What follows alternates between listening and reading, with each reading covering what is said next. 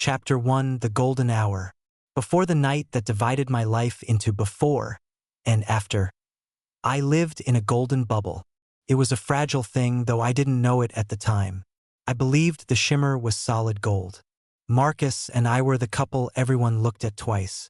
He was a rising star in high-stakes finance, tall, with the kind of aggressive, symmetrical handsomeness that demands attention in boardrooms. And I was his perfect accessory. I hate using that word now, but God help me, that's what I prided myself on being. I was Clara, the art gallery director with the flaxen hair, the easy laugh, and the face that Marcus liked to cup in his hands and call his greatest acquisition. Our life felt curated. We lived in a sleek, glass-walled penthouse overlooking the city, attended the right charity galas, and vacationed in places where the water was impossibly turquoise. We were celebrating our 5th anniversary the night it happened. Marcus had rented a vintage convertible, a Jaguar E-Type, forest green. We had dinner at a cliffside restaurant an hour outside the city. I remember the wine, a heavy, velvety Cabernet. I remember the way the candlelight caught the diamond tennis bracelet he'd just given me, glittering on my wrist. "To us," he'd said, clinking his glass against mine. His blue eyes were shining, reflecting the flame. 5 years down, a lifetime to go. "You've never looked more beautiful, Clara." I preened under his praise. My entire sense of self-worth was tied to that specific look in his eyes, a look of possessive pride. I didn't just love Marcus. I was addicted to being loved by him. I felt safe in the fortress of his approval. We left the restaurant just as a light rain began to fall, making the winding coastal roads slick. Marcus was driving too fast. He always drove too fast after 2 drinks, convinced his reflexes were superhuman. I was hazy with wine and happiness, my head thrown back against the leather seat, watching the coastline blur past. I remember saying, "Marcus, maybe slow down a little on the curves?" I remember his laugh. It was dismissive, confident. "Relax, babe. I know this car better than I know myself." And then, I remember the deer. It sprang from the dense tree line, a flash of tan against the wet asphalt. Marcus jerked the wheel violently to the right. The world dissolved. There was no time to scream. The sensory input was too chaotic to process. The screech of tires was a sound I felt in my teeth. Then came the sickening, absolute crunch of metal hitting rock as we slammed into the cliff face on my side of the car. I don't remember the pain, not immediately. I remember the sound of the windshield exploding inwards. It sounded like 1,000 wind chimes shattering at once. And then silence.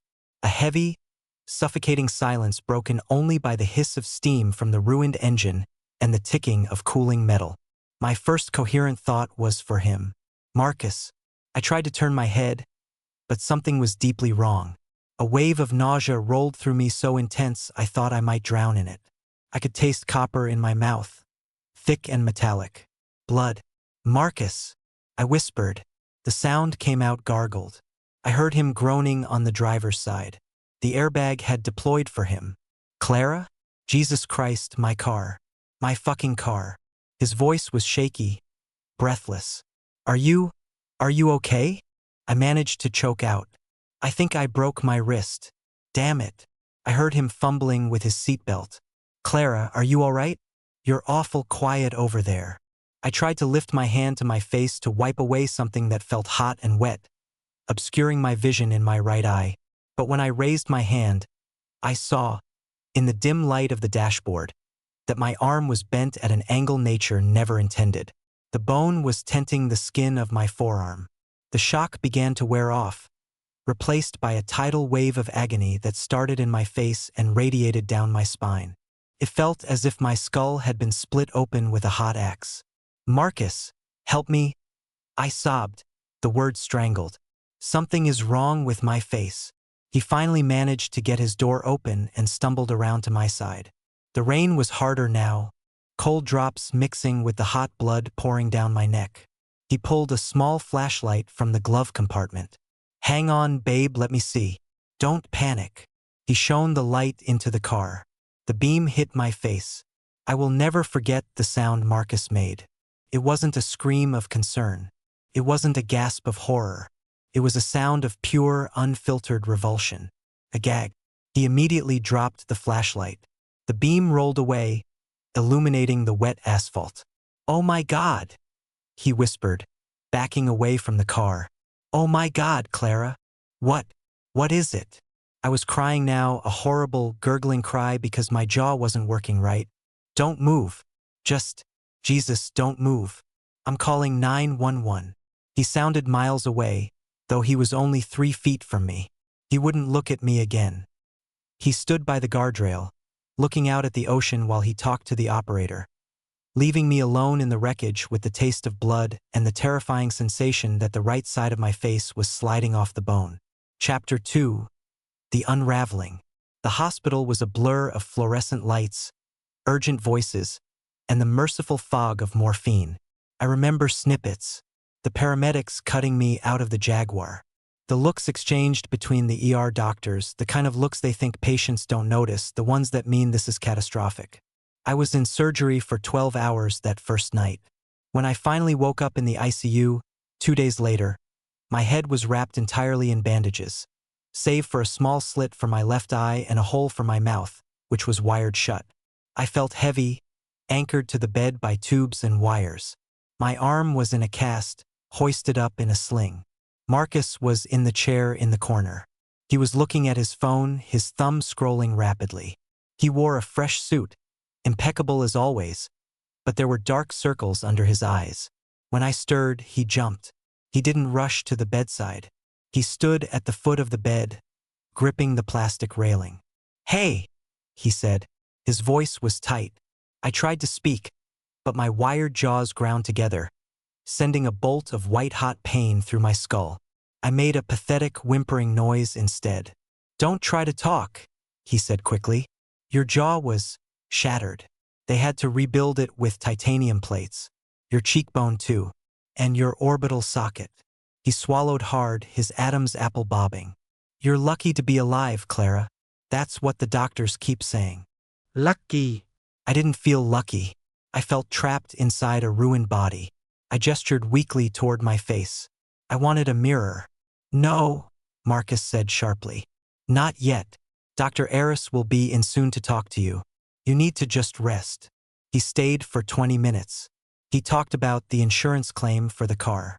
He talked about how annoyed his boss was that he missed a meeting. He talked about everything except me.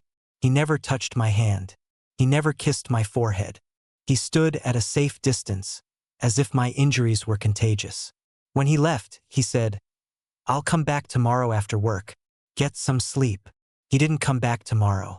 He sent flowers instead. Massive, scentless white lilies that reminded me of a funeral. The first time I saw myself was 5 days later. They came to change the dressings. Dr. Aris was kind, a soft-spoken plastic surgeon with gentle hands. He explained things slowly. The impact with the dashboard and the A-pillar of the car had essentially crushed the right side of my face. Glass shards had done the rest. "We've done the structural work," he explained gently, peeling back layers of gauze. "But there is significant soft tissue damage. You have hundreds of stitches. There will be significant scarring. We will need multiple follow-up surgeries over the next 2 years to refine things." He handed me a small hand mirror. "Prepare yourself, Clara." I held the mirror with my good hand. I took a breath that shuddered in my chest, and I looked. The sound that came out of me was primal. It was the sound of a dying animal. The creature in the mirror was not Clara. The right side of my face was a swollen, purple and black landscape of angry sutures that crisscrossed from my hairline to my chin. My right eye was swollen shut, buried in bruised flesh. My nose was crooked, splinted and taped. My lips, once full and easy to smile, were split and swollen, revealing the metal wires holding my teeth together. It wasn't just that I was injured. It was that I was monstrous. The symmetry that Marcus had adored, the golden beauty that had been my currency in our world, was annihilated. I threw the mirror across the room. It didn't break, but it clattered loudly against the linoleum. I started screaming behind my wired teeth, thrashing in the bed, tearing at the IVs in my arms. Nurses rushed in. Someone injected something into my port. The darkness returned, merciful and swift. Chapter 3. The Slow Fade. I spent 6 weeks in the hospital. Marcus visited 7 times. Each visit was shorter than the last. He became an expert at finding reasons to leave. A conference call, a client dinner, the traffic. He never looked me directly in the eye. He looked at the wall above my head, or at the TV playing quietly in the corner. I learned to read the silence between us. It was heavy with unspoken resentment. He resented me for ruining his car. He resented me for disrupting his perfect life. And most devastatingly, he resented me for not being beautiful anymore. When I was finally discharged, I didn't go home to our penthouse. Marcus told me, over the phone, that it wasn't set up for my recovery. Too many stairs to the bedroom level, he said. It would be better if I stayed at my sister's suburban house for a while. Just until you get the wires off, he said. It's for the best. I was too weak physically and emotionally to argue. My sister, Sarah, took me in without hesitation. She set up her guest room with humidifiers and soft pillows. She blended my food into soups and smoothies that I sucked through a straw between my clenched teeth. She held me while I cried silent, agonizing tears that stung the fresh scars on my cheeks. Sarah was the one who drove me to my appointments with Dr. Eris. Sarah was the one who learned how to clean the wounds to prevent infection. Sarah was the one who told me I was brave. Marcus was the one who sent texts like, "How's the medical bill looking? Insurance is being a pain." 3 months after the accident, the wires were cut from my jaw. I could finally open my mouth about an inch. My face had graduated from monstrous swollen bruising to a stark, terrifying reality of scars. A thick, angry red keloid scar ran from the corner of my right eye down to my jawline, pulling the skin tight so that my right eye always looked slightly wider than my left. My nose was permanently offset.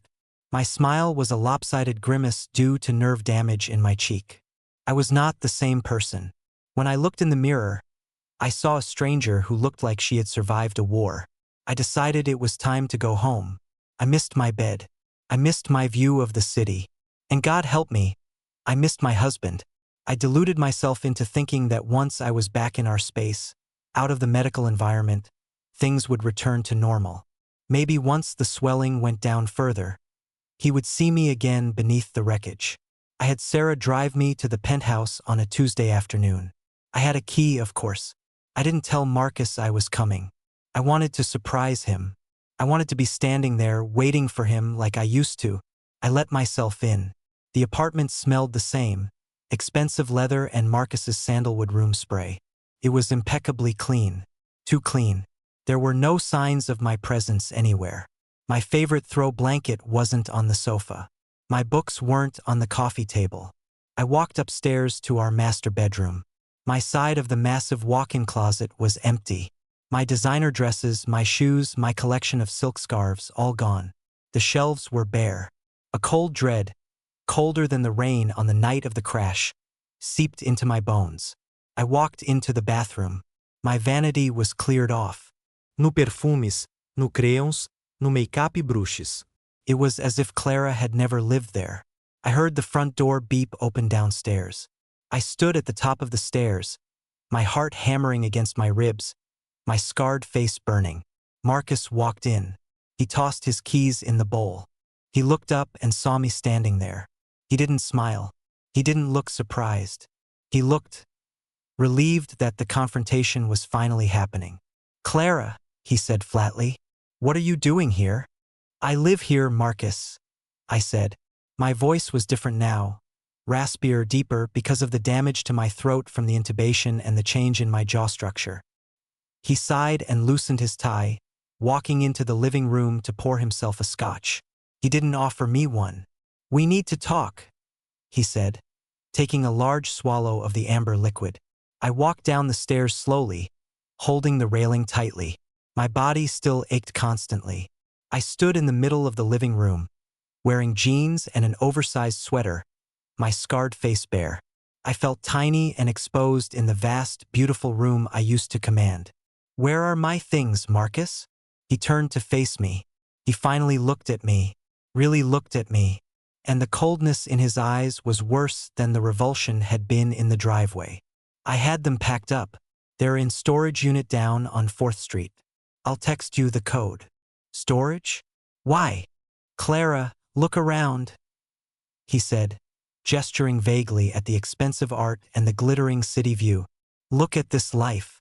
We built this based on a certain agreement, a certain aesthetic. I felt sick. An agreement? We got married, Marcus.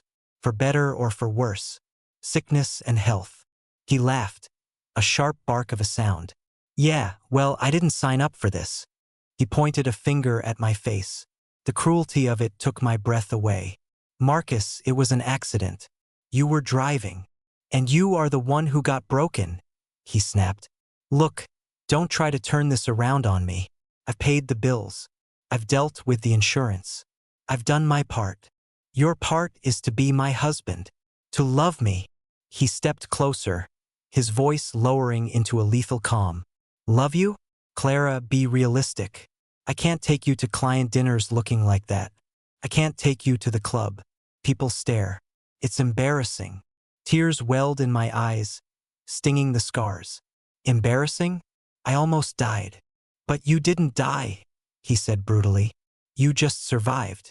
And now, look at you. You're ugly, Clara. I'm sorry, but it's the truth. You're damaged goods. And I don't do damaged goods. Every word was a physical blow. Ugly. Damaged goods. Embarrassing. You're leaving me because of my face? I whispered. I need a wife who fits into my world, he said, finishing his drink. You don't anymore. I'm filing for divorce. The paperwork will be sent to Sarah's house tomorrow. I'm being generous with the settlement. You'll have enough to live quietly somewhere. Somewhere else. He walked past me toward the door. I'm staying at a hotel tonight. You should be gone by morning. Get Sarah to come get you. Marcus! I cried out, a desperate, pathetic sound. Please, don't do this. I'm still me inside. He paused with his hand on the doorknob and looked back over his shoulder. That's the problem, Clara, he said softly. I never really cared about what was inside. The door clicked shut behind him. I stood alone in the silence of the penthouse, the golden bubble finally, completely shattered. I caught my reflection in the darkened living room window, a broken, scarred woman standing in the ruins of a life built on appearances. I didn't cry anymore. I had no tears left. A strange, cold numbness settled over me. He was right. The Clara he loved was gone. She had died on that wet asphalt. The woman standing in the window was someone else entirely. And as I stared at my ruined reflection, a flicker of something hot and hard ignited in my chest. It wasn't hope. It was rage. Marcus wanted me gone. He wanted me hidden away, living quietly somewhere. No, I thought, watching the city lights glitter below like diamonds. Not quietly. I turned away from the window and started the long walk back to the guest room at my sister's house. This was the end of Clara the accessory. But it was the beginning of something else. Something harder. Something that would survive. Here is part 2 of the story. This part focuses on the grueling process of reconstruction, both physical and emotional, and the transformation of Clara into a woman Marcus would desire but not recognize. Part 2. The sculpture. Chapter 4. The marble block. They say time heals all wounds, but that is a lie told by people who have never looked in a mirror and seen a monster. Time doesn't heal. Surgery heals. Money heals. And I had plenty of both. The divorce settlement was substantial.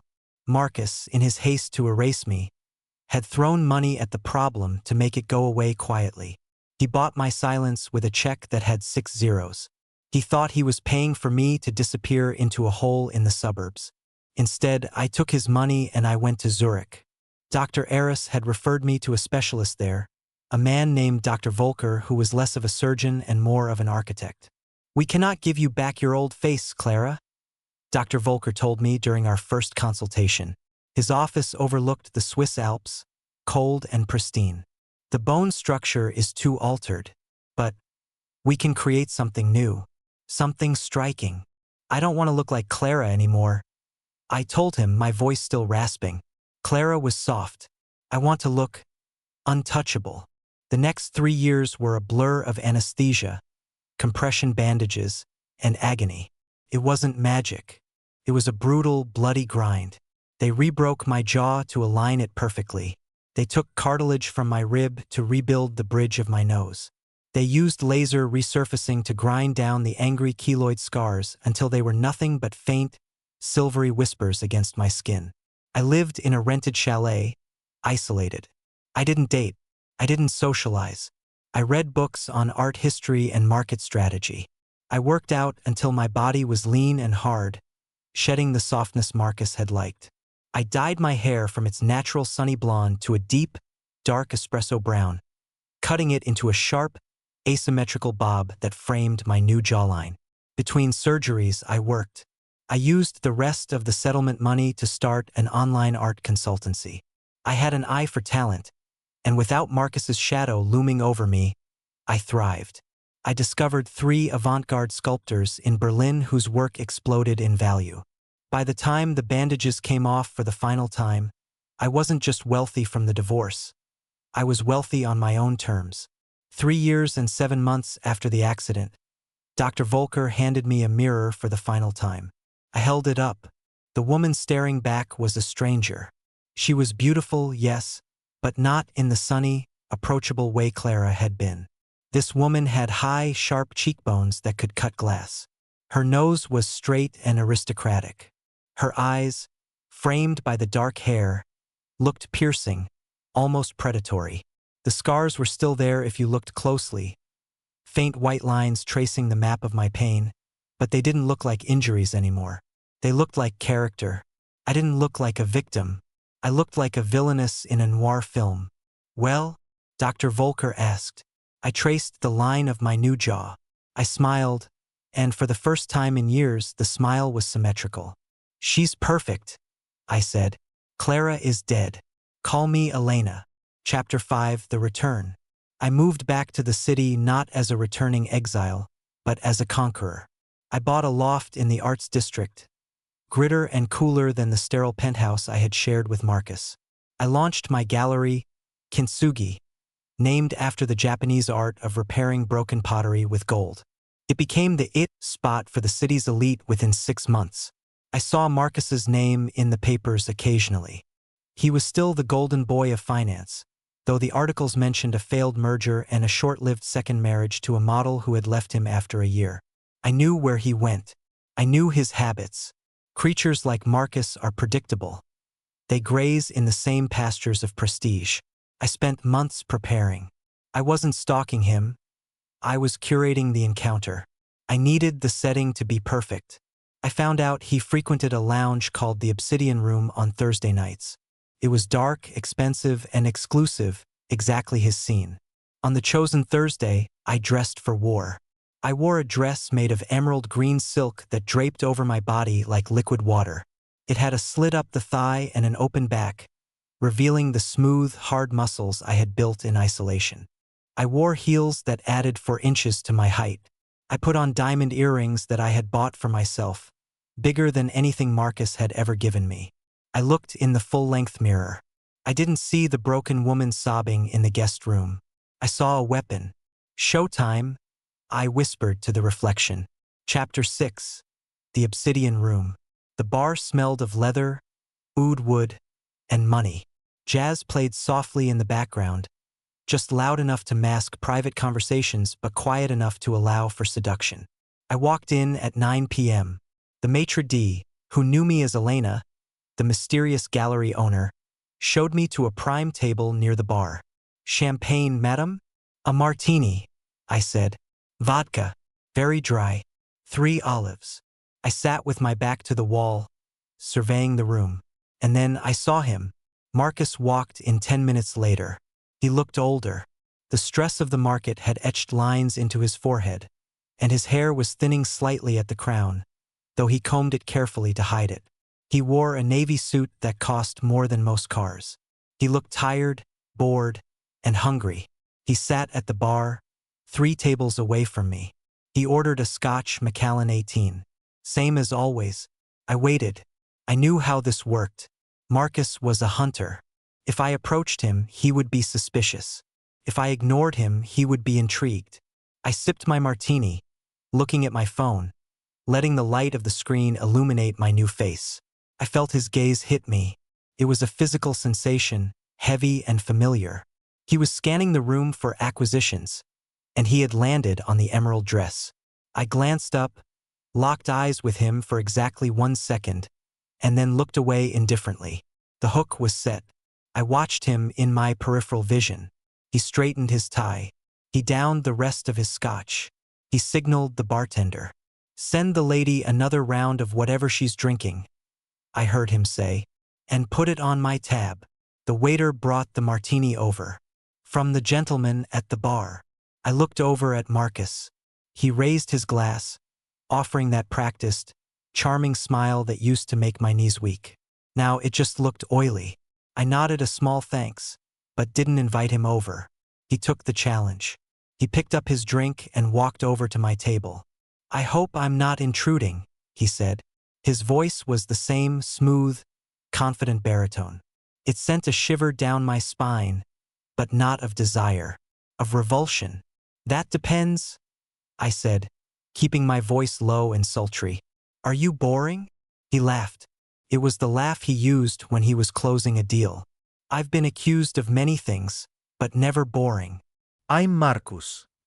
He extended his hand. I looked at his hand, the same hand that had dropped the flashlight on the pavement, the same hand that had refused to hold mine in the hospital, the same hand that had pointed at my scarred face and called me garbage. I took it. His skin was warm. Mine was ice cold. Elena Iliad. "Elena," he repeated, testing the name. "Beautiful. You look familiar. Have we met?" My heart hammered against my ribs. Had I not changed enough? Was the scar visible? "I don't think so," I said smoothly. "I have one of those faces." "I doubt that," he said, sliding into the chair opposite me without asking. "I would remember a face like yours. It's striking, striking." The word Dr. Volker had used. "I'm in finance," he continued, slipping immediately into his pitch. "Mergers and acquisitions. High stress, high reward.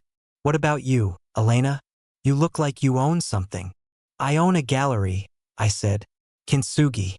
Do you know it?" "I think I've heard of it," he lied. He knew nothing about art. "Japanese art, right? It's the art of repairing broken things with gold," I said, staring directly into his blue eyes.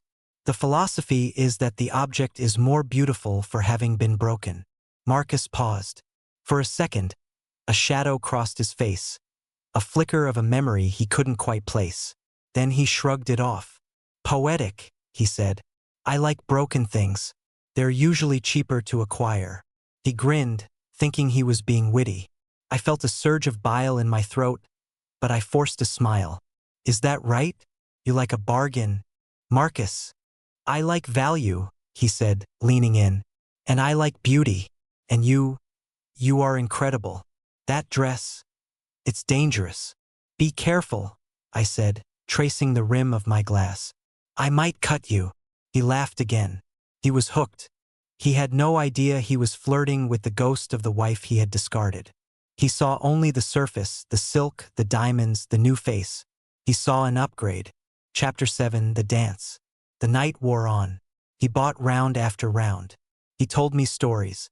He told me about his divorce, the second one. "She was crazy," he said, rolling his eyes. "Obsessed with my money. I just want someone real, you know? Someone who understands partnership." I almost laughed in his face. "Partnership? That's rare." "I had it once," he said, his voice dropping to a performative sadness. "My first wife, Clara." I froze. I hadn't expected him to say my name. "What happened to her?" I asked, keeping my voice steady. He swirled his scotch. "It was a tragedy. Car accident. We were young. She didn't make it." My blood ran cold. "She died. In a way," he said, looking past me. "The accident destroyed her. Physically, mentally. She became a different person. Bitter. Difficult. I tried to help her, tried to stand by her, but she pushed me away. Eventually, we had to part ways. It broke my heart. I stared at him. The lie was so smooth, so complete. He had rewritten history to make himself the martyr. He hadn't kicked a scarred woman out of her home. He had been pushed away by a bitter invalid. That sounds terrible, I said. It was, he sighed. But life goes on. And tonight feels like a new beginning. He reached across the table and covered my hand with his. His thumb stroked my knuckles. Elena, he said, his voice thick with lust and alcohol. I don't want this night to end. My driver is outside. I have a place uptown. Penthouse. The view is spectacular. Not as spectacular as you, of course. He was inviting me back to the scene of the crime. To our penthouse. I looked at him. I looked at the man who had abandoned me when I was broken, and who was now drooling over the reconstructed version of me because I fit his aesthetic again. He didn't love anyone. He only loved how people made him look. I'd love to see the view, I said softly. He beamed, the hunter who had trapped his prey. He signaled for the check.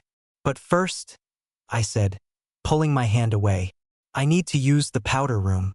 Order me one last drink? A toast to new beginnings. Anything for you, he said. I walked to the bathroom. I stood in front of the mirror.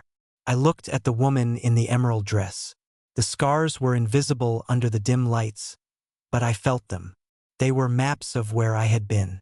I reapplied my lipstick, a deep, blood red. I wasn't going to sleep with him. I wasn't going to let him touch me. I was going to destroy him. I walked back out. The drinks were waiting.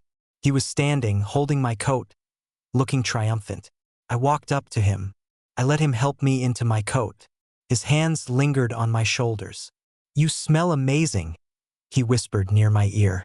Like memories. He turned me around to face him. We were inches apart. The bar was closing. It was quiet. Ready to go? He asked. I smiled. It was the coldest smile I had ever worn. Marcus, I said. Yes. I reached up and touched his cheek. My hand was steady. Before we go, there's something you should know about the art of kintsugi. Yeah? He murmured, distracted by my lips. What's that? The gold, I whispered. It makes the object stronger than it was before, harder to break. He frowned, confused by the shift in tone. Okay. I leaned in closer. My lips brushed his ear. I could feel his pulse beating in his neck. And you should know one more thing, I whispered. What? I pulled back just enough to look him dead in the eyes. I let the Elena mask drop. I let the old expressions surface. I tilted my head the way Clara used to. My name isn't Elena. Chapter 8. The Ghost in the Glass. The silence between us was louder than the crashing waves on the night of the accident. The jazz music in the background seemed to warp and slow down. Marcus froze. His hand, which had been reaching for his coat, stopped in midair. His pupils dilated, swallowing the blue of his irises. He looked at me, really looked at me, searching the architecture of my face for the woman he had thrown away. What did you say? He whispered. His voice trembled, stripping away the confident veneer of the finance mogul. I didn't blink. I held his gaze with the precision of a sniper. I said, my name isn't Elena, I repeated, my voice dropping to the natural register I had suppressed all night. It's Clara. He laughed nervously, a short, jerky sound. That's not funny. Clara is dead. I finished for him. Is that what you tell people? That she died in the crash? Or just that the version of her you found acceptable ceased to exist? He took a step back, bumping into the table. The glasses rattled. No. It's impossible. Clara was. Her face was. He gestured vaguely at his own cheek, a phantom memory of my disfigurement. You look like this. I look like money, Marcus, I said coldly. I look like what happens when you take a broken thing and spend 3 years and a fortune putting it back together.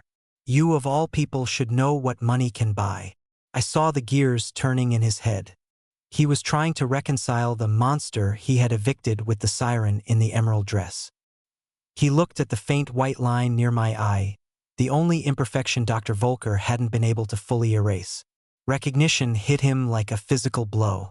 The color drained from his face, leaving him a pale, sweaty gray. "Clara," he breathed. "My God, it is you. Surprise," I said deadpan. "But how?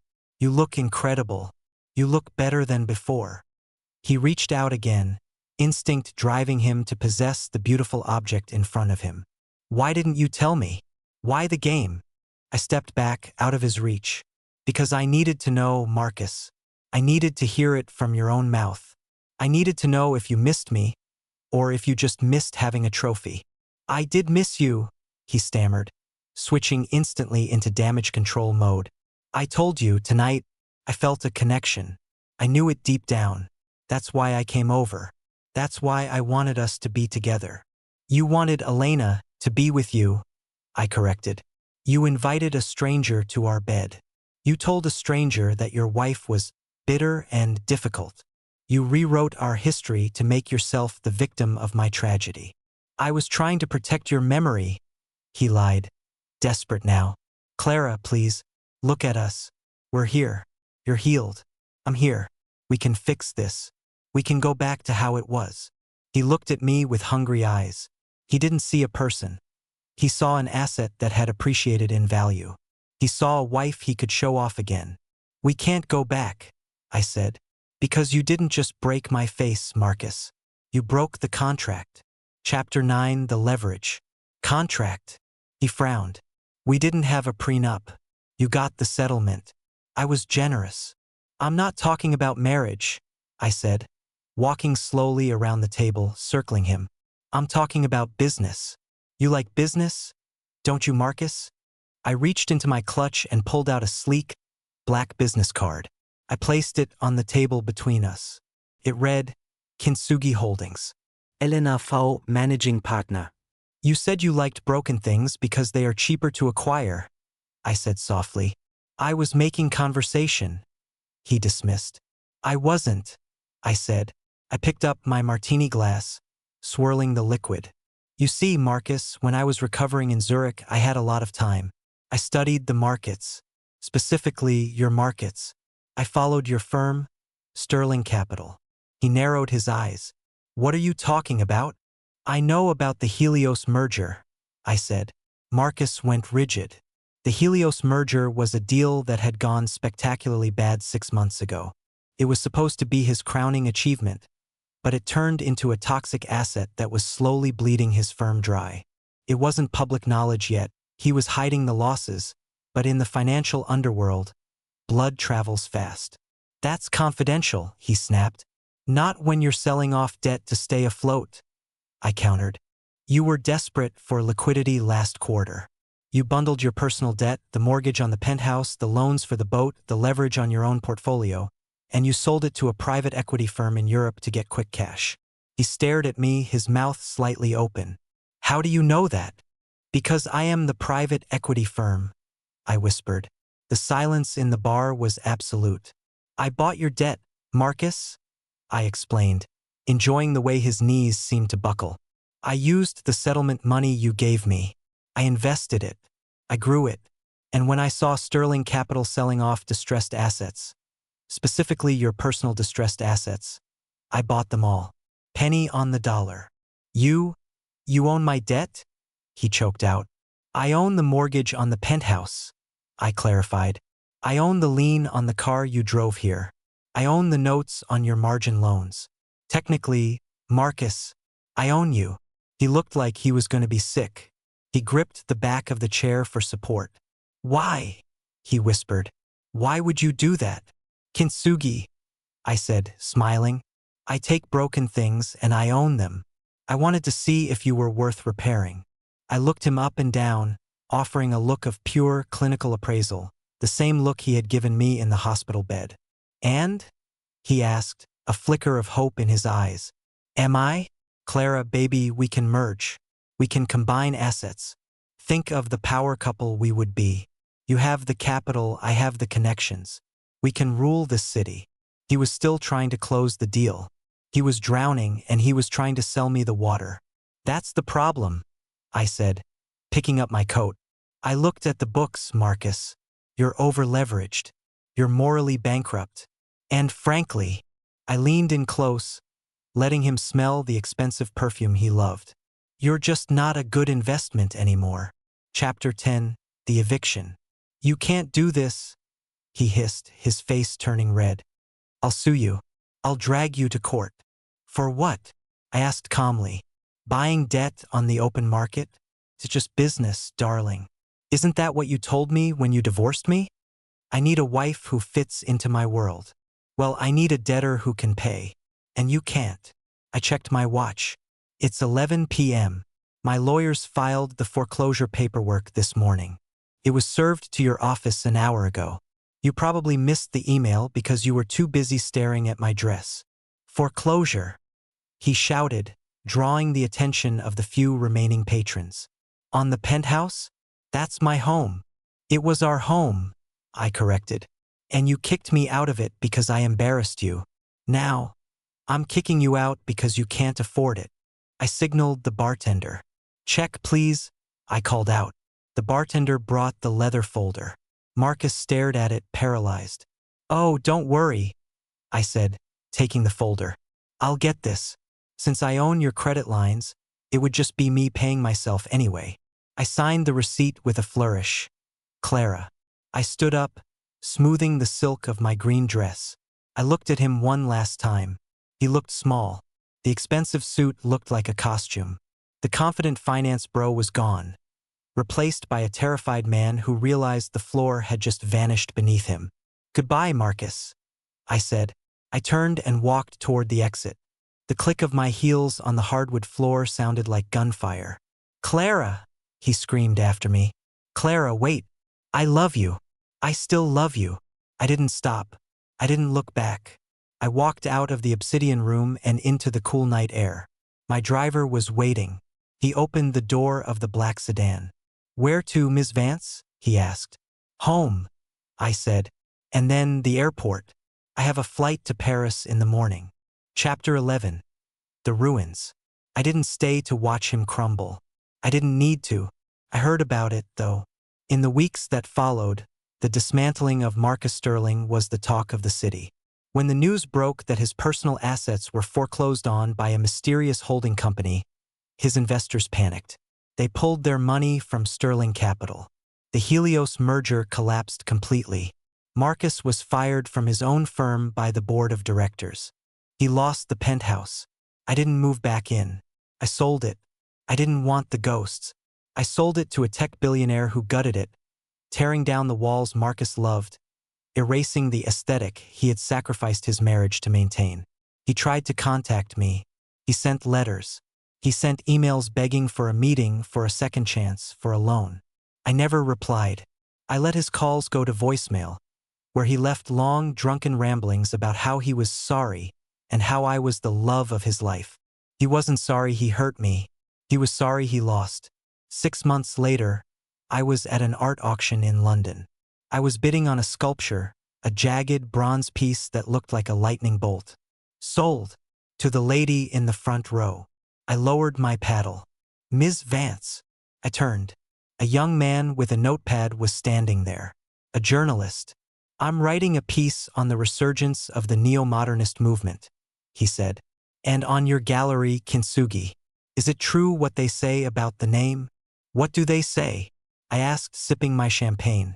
That it's based on the idea that broken things are more valuable. I smiled. I caught my reflection in the glass of a display case. The scar near my eye was faint, a thin silver line under the gallery lights. Not just valuable, I said. Stronger. When you break something and put it back together with gold, you can't hide the cracks. You honor them, and you make sure that the object never breaks in the same place again. Epilogue, the reflection. A year later, I was back in the city for a brief visit. I was walking down Fifth Avenue, wearing a trench coat and sunglasses, carrying a coffee. I felt light. The weight of the anger, the obsession with revenge, it had faded. I didn't feel the need to punish Marcus anymore. He was a memory, a lesson learned in blood and bone. I passed a coffee shop. Through the window, I saw a man sitting alone. It was Marcus. He looked different. He wasn't wearing a suit. He was wearing a polo shirt that looked a little faded. He was heavier. His hair was graying and unkempt. He was looking at his phone, frowning. He looked ordinary. He wasn't a monster. He wasn't a titan. He was just a shallow man who had made a bad bet. I stopped for a moment. I could have walked in. I could have bought the coffee shop just to fire him from his table. I could have flaunted my happiness in his face. But as I looked at him, I realized I felt nothing. No hat. No love. No satisfaction. Just indifference. He looked up. Our eyes met through the glass. He squinted, trying to place me. He saw a beautiful brunette woman in expensive clothes. He saw the way I held myself.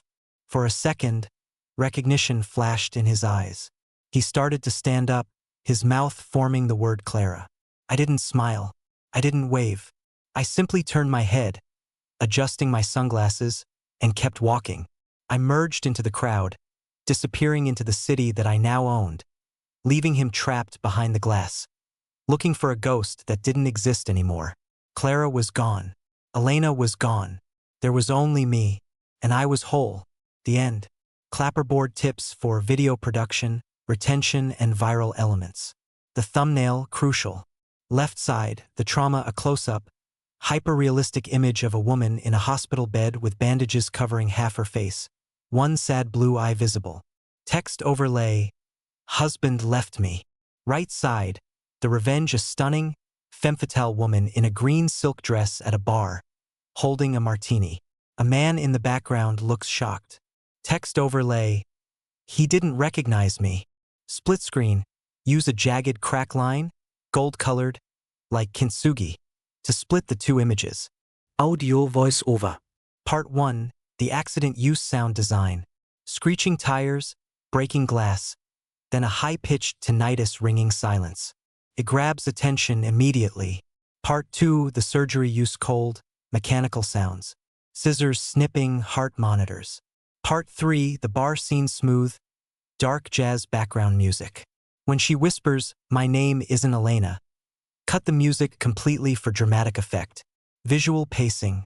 When Marcus is listing why he is leaving her, "You're ugly," etc., zoom in slowly on the woman's reaction to build empathy/anger in the viewer.